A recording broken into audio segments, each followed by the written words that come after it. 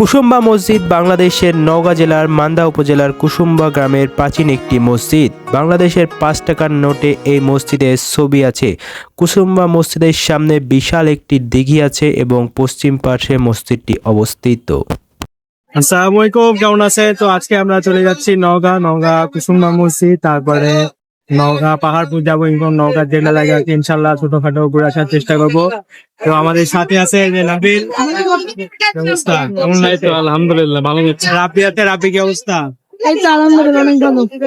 নওগাঁ রাজশাহী মহাসড়কের আত্রাই নদীর পশ্চিম তীরে বাংলাদেশের নওগাঁ জেলার মান্দা উপজেলা থেকে ৪ মাইল উত্তর পশ্চিমে মান্দা উপজেলার সড়কের পশ্চিম পাশে কুসুম্বা মসজিদ অবস্থিত। কোথায় আমরা একটু দেখা জনগণের এসেছি অবশেষে কুসুম্বা মসজিদ। এই যে বলুন দেখি কোন নোটে আছে কুসুম্বা মসজিদ। আমি বলবো বলবো না, কষ্ট করবে। রাব্বি কেমন লাগছে? এই তো অনেক ভালো। ইরফান কি অবস্থা? চলো ঘুরে আসা যায়। চলো। তো ফাইনালি আমরা চলে আসলাম। যাওয়ার কথা ছিল ৮-১০ জন, কিন্তু লাস্ট দিনে আমরা ৪ জন হয়ে গেলাম। সমস্যা নেই, আমরা ৪ ভাই মিলে ঘুরে এসেছি। কুসুম্বা মসজিদ হিজরি ৯৬৬ সালে এবং বাংলা ১৫৫৮ থেকে ১৫৬৯ খ্রিস্টাব্দে নির্মাণ করা হয়। আফগানি শাসন আমলে সুর বংশের শেষ দেশের শাসক গিয়াসউদ্দিন বাহাদুর শাহের আমলে সুলাইমান নামে একজন এই মসজিদটি নির্মাণ করেছিলেন। ১৮৯৭ সালের ভূমিকম্পে মসজিদের ৩টি গম্বুজ নষ্ট হয়ে গিয়েছিল। পরে সেগুলো প্রত্নতত্ত্ব অধিদপ্তর সংস্কার করেন। পরবর্তীতে ২০১৭ সালে মসজিদের চতুর্দিকে এবং পূর্ব পাশে অবস্থিত দিঘির পাড়ে ফুলের বাগান নির্মাণ এবং আলোকসজ্জার কাজ করা হয়। বিংশ শতাব্দীর প্রথম ভাগে রাজশাহী জেলা পরিষদের ওভারসিয়ার সুরেন্দ্র মোহন চৌধুরী কুসুম্বা গ্রামের প্রাচীন ধ্বংসস্তূপ থেকে একটি শিলালিপি আবিষ্কার করেন। শিলালিপিটি বর্তমানে রাজশাহী বরেন্দ্র জাদুঘরে সংরক্ষিত রয়েছে। রাজশাহী হইতে বাস, বাইক কিংবা অন্যান্য কোনো যানবাহনে আপনারা চাইলে নওগাঁ জেলা এবং কুসুম্বা মসজিদ ঘুরে আসতে পারেন।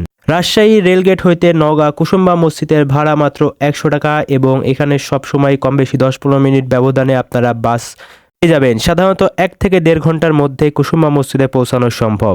রাজশাহী হইতে নওগাঁ কুসুম্বা মসজিদের দূরত্ব মাত্র ৩৪ কিলোমিটার। মসজিদটির দৈর্ঘ্য ৫৮ ফুট এবং প্রস্থ ৪২ ফুট। দুই সারিতে ৬টি গোলাকার গম্বুজ রয়েছে মসজিদের উপরে। মসজিদের গায়ে রয়েছে লতাপাতার নকশা। মসজিদের মূল গাঁথনি ইটের হলেও এর সম্পূর্ণ দেয়াল এবং ভিতরের খিলানগুলো পাথরের আস্তরণে ঢাকা। মসজিদের ভিতরে উত্তর পশ্চিম কোণের স্তম্ভের উপর একটি উঁচু আসন রয়েছে। ধারণা করা হয় এই আসনে বসেই তৎকালীন কাজী বিচারকরা তৎকালীন সময়ের বিচার কার্য করত। আগস্ট মাসের ১৪ তারিখে আমার অনার্স জীবনের শেষ পরীক্ষাটি হয়ে যায়। ভাইবা হলে কমপ্লিট, তো আপনারা দোয়া করবেন। তো পরীক্ষার পরের দিনই আমরা চলে যাই নওগাঁ কুসুম্বা মসজিদ। তো আসলে আগে থেকেই প্ল্যান করা ছিল, অনেকেরই যাওয়ার কথা ছিল, অনেকে গেলে আরও ভালো হতো, বিশেষ করে রেজবি চাচা, চাঁদ ভাই, সেলিম ভাই, আনারুল ভাই, রাসেল তালুকদার ভাই। তো সবাই যেহেতু কোনো না কোনো কারণে যেতে পারেনি, তো সমস্যা নেই। আমরা ৪ ভাই, আমি, নাবিল, ইরফান এবং রাব্বি ৪ জন মিলে চলে গিয়েছিলাম। যে প্রথমে আমরা রাজশাহী থেকে চলে যাই নওগাঁ কুসুম্বা মসজিদ, তারপরে আমাদের যাওয়ার কথা ছিল ঘুঘুয়াডাঙ্গা। তো ঘুঘুয়াডাঙ্গা আর হাসাইগাড়ি বিল দুই দিকে, তাই আমরা ডিসিশন নিই যে হাসাইগাড়ি বিলে যাব এবং সেখানে গোসল করব। তো সেখানে আমরা গোসল করার পর চলে যাই নওগাঁ পাহাড়পুরে। আর এই যে পাথরটি দেখতে পাচ্ছেন, এটা কিন্তু কোষ্ঠী পাথর। অনেকেই ভাঙার চেষ্টা করেছে তবে পারেনি, এটা ঐতিহাসিক। এটা নাকি ৪০০ বছর পরে স্থান পরিবর্তন করলো। তো আজকের ভিডিওটি এ পর্যন্তই। কেমন লাগলো জানাবেন, ভুল হলে ক্ষমা করে দিবেন। ভালো থাকবেন, সুস্থ থাকবেন। দেখা হবে নতুন কোনো ভিডিওতে, নতুন কোনো জায়গায়। আল্লাহ হাফেজ সকলকে। আসসালামু আলাইকুম।